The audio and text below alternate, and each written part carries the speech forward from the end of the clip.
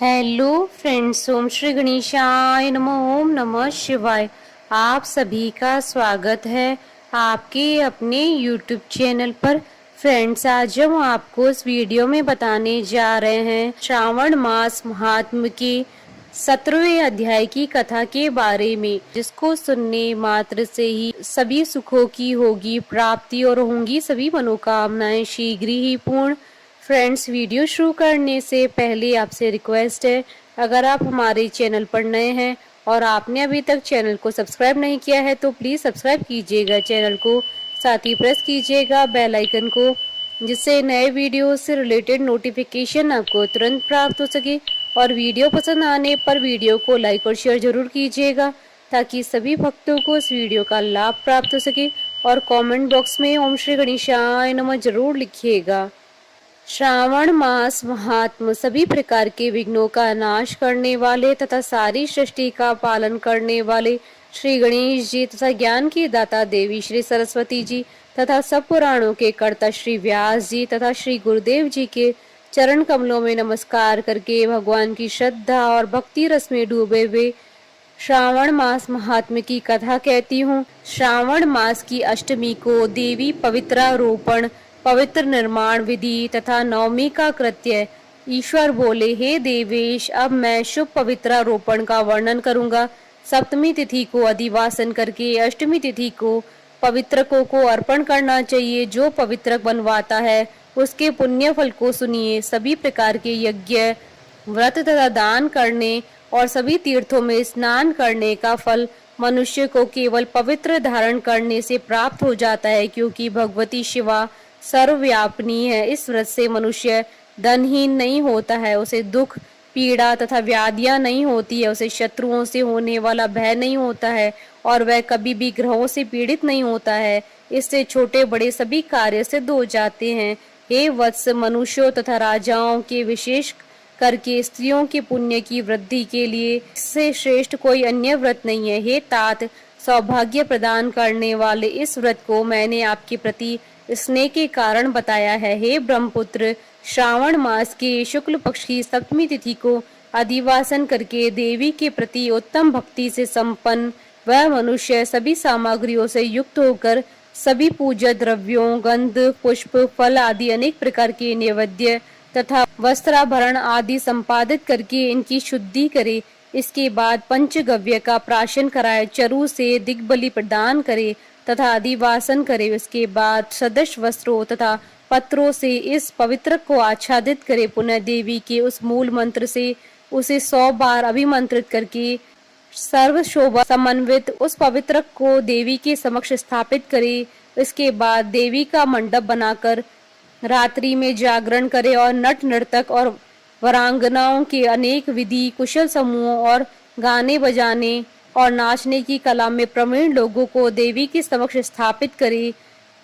उसके बाद प्रातः काल विधिवत स्नान करके पुनः बलि प्रदान करे। इसके बाद विधिवत देवी की पूजा करके स्त्रियों तथा द्विजों को भोजन कराए। पहले देवी को पवित्र अर्पण करे और अंत में दक्षिणा प्रदान करे। हे वत्स, अपनी सामर्थ्य के अनुसार कार्य सिद्धि करने वाले उस नियम को धारण करे। राजा को प्रयत्न पूर्वक स्त्री के प्रति आसक्ति, जुआ, आखेट तथा मांस आदि का परित्याग कर देना चाहिए। ब्राह्मणों तथा आचार्यों को स्वाध्याय का और वैश्यों को खेती का कार्य तथा व्यवसाय नहीं करना चाहिए। 7, 5, 3, 1 अथवा आधा दिन ही त्याग पूर्वक रहना चाहिए और देवी के कार्यों में निरंतर अपने मन में आसक्ति बनाए रखनी चाहिए। हे मुनि सतम, जो बुद्धिमान व्यक्ति विधान पूर्वक पवित्रारोपण नहीं करता है उसकी वर्ष भर की पूजा व्यर्थ हो जाती है। अतः मनुष्यों को चाहिए कि देवी परायण तथा भक्ति से संपन्न होकर प्रत्येक वर्ष शुभ पवित्रारोपण अवश्य करे। कर्क तथा सिंह राशि में सूर्य के प्रवेश करने पर शुक्ल पक्ष की अष्टमी तिथि को देवी को पवित्रक अर्पित करना चाहिए। हे सनत कुमार, इसके न करने से दोष होता है, इसे नित्य करना बताया गया है। सनत कुमार बोले, हे देव देव, हे महादेव, हे स्वामिन, आपने जिस पवित्र का कथन किया है वह कैसे बनाया जाना चाहिए, उसकी संपूर्ण विधि बताएं। ईश्वर बोले, हे सनत कुमार, स्वर्ण, ताम्र, चांदी, रेशमी वस्त्र से निकले गए कुश, काश के अथवा ब्राह्मणी के द्वारा काटे गए कपास के सूत्र को तिगुना करके फिर उसका तिगुना करके पवित्रक बनाना चाहिए। उसमें से 308 तारों का पवित्रक उत्तम और 270 तारों का पवित्रक मध्यम माना गया है और 180 तारों वाले पवित्रक को कनिष्ठ जानना चाहिए।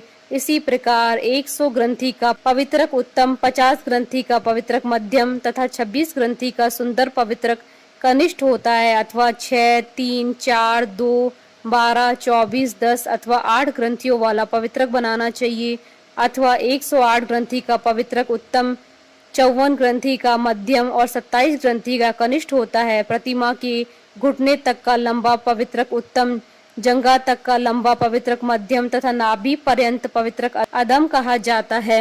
पवित्रक की भी सभी शुभ ग्रंथियों को कुमकुम से रंग देना चाहिए। उसके बाद अपने समक्ष शुभ सर्वोत्र भद्र मंडल पर देवी का पूजन करके कलश के ऊपर बांस के पात्र में पवित्रकों को रखें। 3 तार वाले पवित्रक में ब्रह्मा, विष्णु और शिव का आह्वान करके स्थापित करें।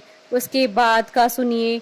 9 तार के पवित्रक में ओंकार, सोम, अग्नि, ब्रह्मा, समस्त नागों, चंद्रमा, सूर्य, शिव तथा विश्व देवों की स्थापना करें। हे सनत कुमार, अब मैं ग्रंथियों में स्थापित किए जाने वाले देवताओं का वर्णन करूंगा। क्रिया, पौरुषी, वीरा, विजया, अपराजिता, मनोमणि, जया, भद्रा, मुक्ति, ईशा ये देवियां हैं। इनके नामों के पूर्व में प्रणव तथा अंत में नमा लगाकर ग्रंथि संख्या के अनुसार क्रमशः आह्वान करके चंदन आदि से इनकी पूजा करनी चाहिए। इसके बाद प्रणव से अभिमंत्रित करके देवी को धूप अर्पण करना चाहिए। हे सनत कुमार, मैंने आपसे देवी के शुभ पवित्रारोपण का वर्णन कर दिया। इसी प्रकार अन्य देवताओं का भी पवित्रारोपण प्रतिपदा आदि तिथियों में करना चाहिए। मैं उन देवताओं को आपको बताता हूँ। कुबेर, लक्ष्मी, गौरी, गणेश, चंद्रमा, बृहस्पति, सूर्य, चंडिका, अम्बा, वासुकी, ऋषिगण, चक्रपाणि, अनंत शिव जी, ब्रह्मा और पितृ, इन देवताओं की पूजा प्रतिपदा आदि तिथियों में करनी चाहिए। यह मुख्य देवताओं का पवित्रारोपण है।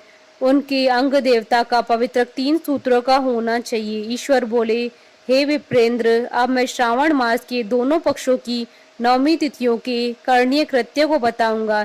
इस दिन कुमारी नामक दुर्गा की यथाविधि पूजा करनी चाहिए। दोनों पक्षों की 9वीं के गंध, चंदन, कनेर के पुष्पों, दशांग, धूप और मोदकों से उनका पूजन करें।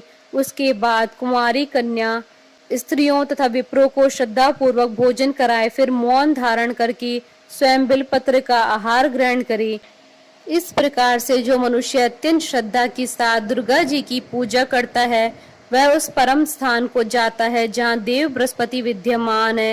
हे विधि नंदन, यह मैंने आपसे 9वीं तिथि का कृत्य कह दिया।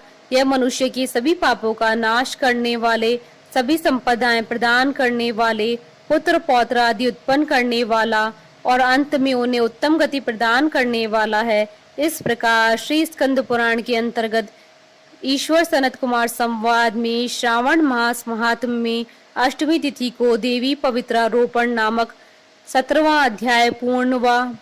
बोलिए भगवान शंकर माता पार्वती जी की जय। हमारे साथ इस वीडियो में अंत तक बने रहने के लिए आपका धन्यवाद। ओम श्री गणेशाय नमः। ओम नमः शिवाय।